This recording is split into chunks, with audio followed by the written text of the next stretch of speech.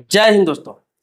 आप bank account खुलवाते हैं, चाहे बैंक में एफडी करते हैं, चाहे किसी प्रकार का निवेश करते हैं, चाहे एसआईपी करते हैं, सिस्टमैटिक इन्वेस्टमेंट प्लान, चाहे म्यूचुअल फंड में पैसा रखते हैं, मतलब किसी भी प्रकार से बैंकिंग सेक्टर में आप पैसा रखते हैं तो देखते होंगे कि आपको नॉमिनी दर्ज करना पड़ता है। अपना नॉमिनी दर्ज करना पड़ता है, चाहे आप अपनी वाइफ को नॉमिनी करते हैं, चाहे अपने बच्चों को करते हैं नॉमिनी, चाहे अपने मम्मी को करते हैं, चाहे अपने पापा को करते हैं, किसी न किसी को करते हैं जो आपके खास होते हैं, दिल के करीब होते हैं। आपको लगता है कि आपके न रहने के बाद उनको पैसा मिले, वो मेरा उत्तराधिकारी है, उसको कोई दिक्कत ना हो, परेशानी नहीं हो। लेकिन आपको ये अब पता चल जाए कि आपके न रहने के बाद आप जिनको नॉमिनी बनाते हैं उनको पैसा अब नहीं मिलेगा, तो कैसा लगेगा आपको? बहुत ही अचंभित आप हो जाएंगे, सुन के आप दंग रह जाएंगे कि क्या ऐसा है। तो मैं आपको बताने जा रहा हूं कि सुप्रीम कोर्ट का कई फैसला है और ऐसा एक लॉ भी है जिसके तहत आपको बता दूं कि आपके नॉमिनी को अब पैसा मिलेगा ही नहीं। इंश्योरेंस के मामले में भी अलग नियम है, बैंकिंग के मामले में अलग नियम है, लेकिन बहुत सारे लोगों को मालूम ही नहीं है, बहुत सारे लोगों को पता ही नहीं है। इस वजह से बैंक वाले भी दिखते होंगे आजकल बहुत परेशान करते हैं। कोई व्यक्ति अगर मर जाते हैं, उनका निधन हो जाता है, उनके नॉमिनी को बहुत परेशान करते हैं।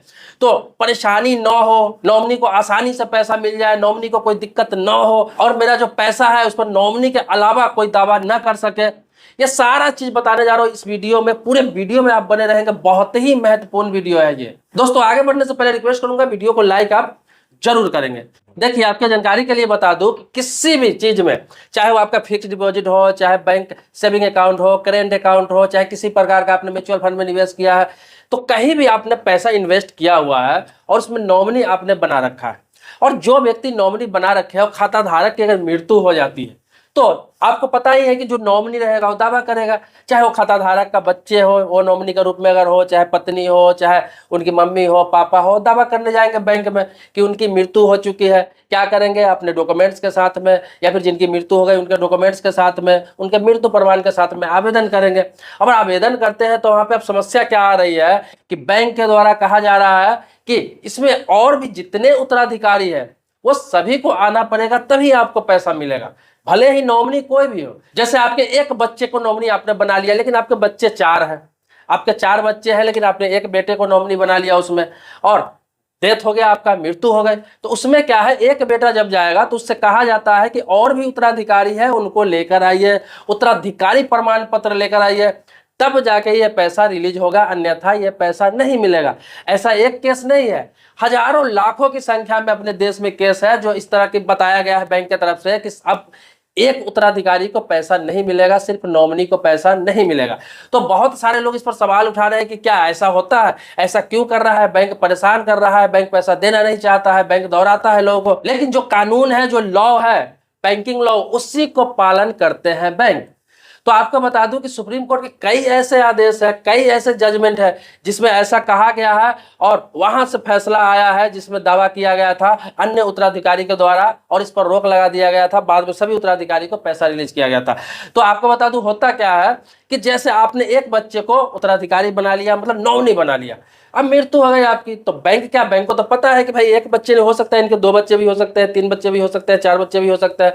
तो वो कहते हैं कि सक्सेशन सर्टिफिकेट लेकर आओ, जिसे उत्तराधिकारी प्रमाण पत्र कहते हैं। तो उत्तराधिकारी प्रमाण पत्र जब लेकर जाते हैं तब जाके उन्हें पैसा रिलीज किया जाता है। उत्तराधिकारी प्रमाण पत्र में सारे लोग आ जाते हैं। आपके 3 बच्चे हैं तो तीनों उत्तराधिकारी का दावा कर सकते हैं, 4 है तो चारों कर सकते हैं, 5 है तो 5, सबका उसमें मेंशन किया रहेगा। एक तरह का वंशावली होता है कि आपके कितने बच्चे हैं। और ये जो उत्तराधिकारी प्रमाण पत्र होता है ये कोर्ट द्वारा बनता है, इसमें ज्यादा परेशानी नहीं होती है, आसानी से बनता है, लेकिन कोर्ट द्वारा बनता है। जितने उत्तराधिकारी है सबका नाम मेंशन रहता है और कोर्ट द्वारा ये प्रमाण पत्र बनाया जाता है और उसके बाद ही पैसा रिलीज होता है। लोगों में यह भ्रम है कि जिसको नॉमिनी हमने बना दिया बैंक में उसी को पैसा मिलेगा, यह भ्रम है, सही बता रहा हूं।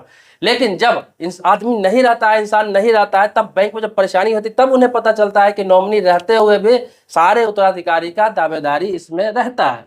अब आपको बता दूं, अगर पैसे कभी कभी कम होते हैं, जैसे 5,000 है, 2,000 है, 3,000 है, 10,000 तक है, तो बैंक रिलीज कर भी देता है एक व्यक्ति को। लेकिन अब वो पैसा अगर लाखों में होता है तो बिना सक्सेशन सर्टिफिकेट का रिलीज बैंक नहीं करता है, सारे उत्तराधिकारी को आना ही पड़ता है वहां पे। तो इस बात को समझ लीजिए, ये गफलत में मत रहिए कि आपने नॉमिनी बना दिया किसी को, पैसा एक ही को मिलेगा, बाकी को नहीं मिलेगा। अगर बैंक दे भी रही है, अगर सक्सेशन सर्टिफिकेट गलत उसमें नाम मेंशन नहीं करके अगर कोई एक रिलीज भी करा रहा है, दूसरा कल होकर जाकर दावा कर लेता है, तो वहां फर्जीवाड़ा का केस हो जाएगा और उसमें क्या है, बैंक के अधिकारी भी फंसेंगे और उसमें जो नॉमिनी उत्तराधिकारी है वो भी फंसेंगे।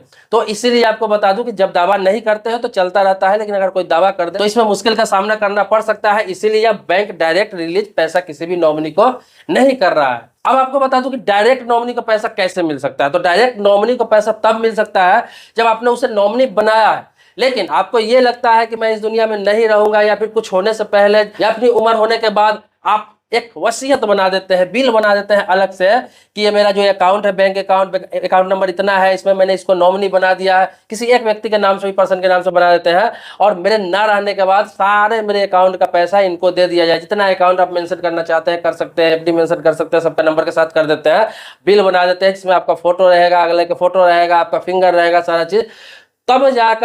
तब जाकर अगर नॉमिनी से खोजा जाएगा कि आप उत्तराधिकारी प्रमाण पत्र लेकर जाइए, वहां पे अगर बिल दिखा दिया जाता है, वसीयत दिखा दिया जाता है, तब जाकर सारे के सारे पैसा उसको रिलीज हो जाएगा। इसमें किसी का कोई दावेदारी नहीं होता है। तो ये बिल बना देंगे तब। अब बिल बनाने का मतलब ये नहीं कि आप जिंदगी में बिल बना दिया तो जीवन में ही आपका नॉमिनी पैसा लेकर चला गया, ऐसा कोई बात नहीं है। खाता धारक के न रहने के बाद ही वो बिल वैलिड होता है। आप जीते जी भी बना लिए, जैसे कि आपने खाता खुला है, जिंदगी में भी बना के रख लिया वो बिल कि जो नॉमिनी है उसी के नाम से उसी को पैसा मिलना चाहिए, तो वो बिल आपके न रहने के बाद ही काम आएगा, आपके जीते जी काम नहीं आएगा। तो इसीलिए इसमें कोई दिक्कत नहीं है। अगर किसी एक को पैसा देना चाहते हैं तो आपको बिल बना के रखना चाहिए। दूसरा आते हैं अब इंश्योरेंस सेक्टर में। तो इंश्योरेंस सेक्टर में क्या है, इंश्योरेंस एक्ट में यह चीज है कि इंश्योरेंस में है कि कोई भी जो पॉलिसी होल्डर है उसकी मृत्यु हो जाती है, चाहे किसी तरह से मृत्यु हुई हो, चाहे वो नॉर्मल डेथ हो, चाहे एक्सीडेंटल डेथ हो, किसी प्रकार से, उसमें है किसी भी प्रकार का कोई भी इंश्योरेंस में यह चीज है कि जो नॉमिनी है, चाहे आपका बेटा है, आपके बच्चे हैं, माता है, पिता है, तो उसमें है कि सक्सेशन सर्टिफिकेट की आवश्यकता नहीं होती है। उसमें है कि नॉमिनी जो है उसी को पैसा मिलेगा, उसमें कोई दूसरा दावा नहीं कर सकता। ये इंश्योरेंस के मामले में बता रहा हूँ, इसमें कोई तीसरा दावा नहीं कर सकता है। जो नॉमिनी जिसको आपने बना दिया, चाहे पत्नी को बनाया तो पूरे पैसा पत्नी को मिलेगा, बच्चे को बनाया तो पूरे पैसा बच्चे को मिलेगा, इसमें कोई तीसरा दावा नहीं कर सकता है। अब इस इंश्योरेंस में भी अलग अलग तरह का कुछ नियम है, शर्तें।